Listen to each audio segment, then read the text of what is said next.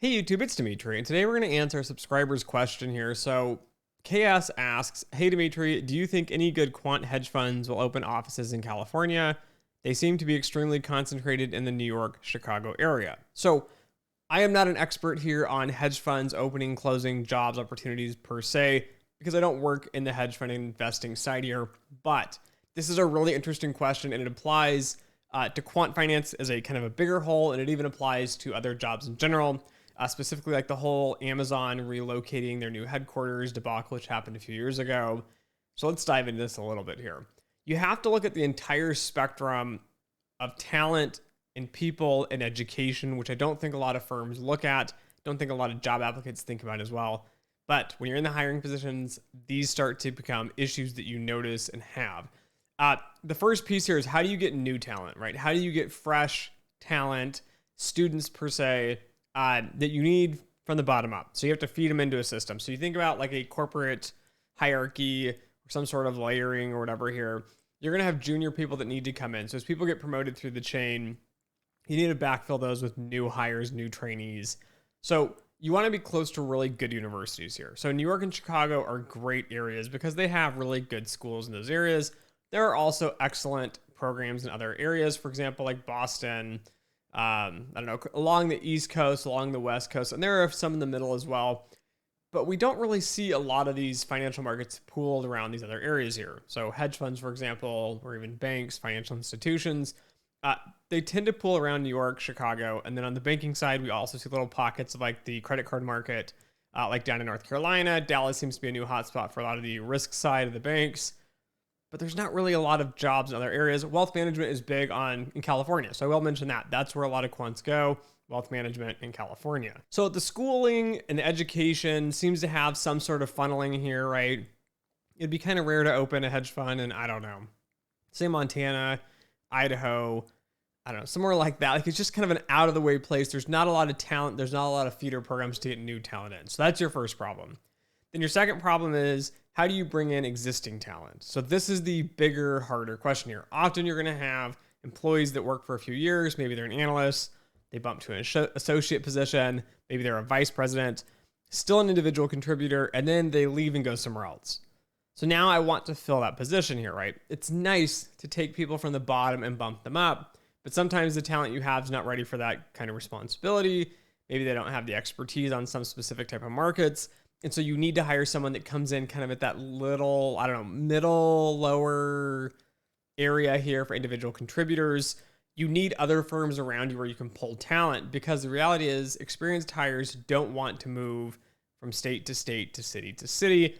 It is a nightmare. It is extremely costly for employees. And this is one reason why I struggle with the job markets, because I don't want to leave Dallas where I'm at now. So it makes it really challenging for me because there's no real hedge funds or investing institutions that embrace quantitative finance down in the Dallas area here. So again, getting mid-level talent is really challenging. Now it's even harder to get senior level talent, but you have a little bit of flexibility on this somewhat. So if you have a really big, compensation package for senior management and you can bring someone in, often you can convince them to move, but it's still challenging to convince them to move unless you're paying a ton of extra money to do this. So is you can start seeing here, right? We start to run into this problem where you want to have similar firms around you because you can steal talent from those firms, or you can attract better talent basically from offering better education, better training, better benefits, better compensation.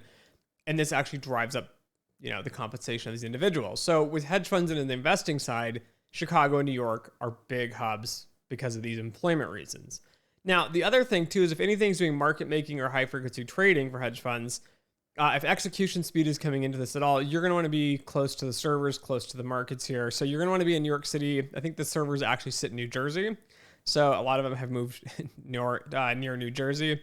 Chicago is a similar story there as well. So being close to those markets makes a lot of sense. It doesn't make sense to move them to like California, because there's not markets operating in California, where Chicago's got the Chicago Board of Exchange. A lot of the commodities are sold out of Chicago, for example.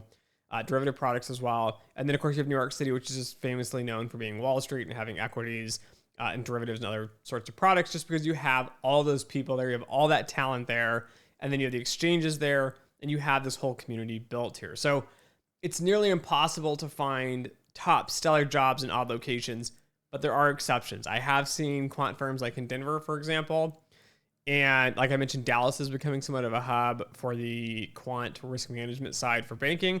Now, a lot of this has to do with cost. So New York's being really expensive. Companies are trying to save money. They're moving entire departments out. So they're just making hundreds of people move. So that's been a benefit. Then they're trying to use feeder schools in those areas as well. So trying to use universities in these local regions to feed them. And third, probably the biggest reason a lot of firms do this, especially hedge funds, the senior manager, one of the senior partners, someone doesn't want to live in New York or Chicago anymore.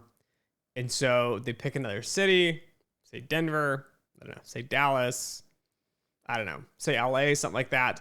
And then they move there and then they're like, well, I'm in this other office. I want a team around me. I need support. And then they'll build up around them for that. But again, they have to realize there's going to be trade-offs if they're doing high frequency trading and they're not as close to the markets as they need to be. Now, a lot of quant hedge funds perhaps might not need that much of an edge on the speed side. And if they're not going to be doing that, then you could easily relocate other places. But again, talent is extremely hard to find, good talent at least. Training, bringing in talent, it's just kind of the main driver of why these markets are pooling around these big cities here. Now, as a final note on this, right, remote work is seeming to be a more common thing. I still don't see a lot of the banking side moving towards that, especially the big firms. I get there's some, I guess, synergies you want to call it from working in the office. I completely understand that. But at the same time, firms could have a massive advantage and edge here of bringing in talent if you don't have to live where you're working, because now you can pull in talent from Chicago, New York, in any city in the US. You might have some really, bright genius comes out of some university, let's say, University of Washington or something in Seattle, and he doesn't want to move and he's not going to move. Well, it makes sense a lot of times to make some accommodations to make that happen. But working from home hasn't been working, I don't think, as well as it could be working, just because firms aren't fully embracing this. They don't have casual get-togethers.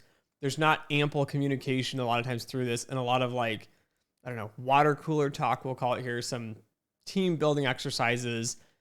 I just don't see the communication and the effort from management going into the working from home, because to be honest with you, I don't think a lot of them are really embracing it. So those are kind of my tips and tricks here on this. This is why I think you're seeing pooling in New York and Chicago.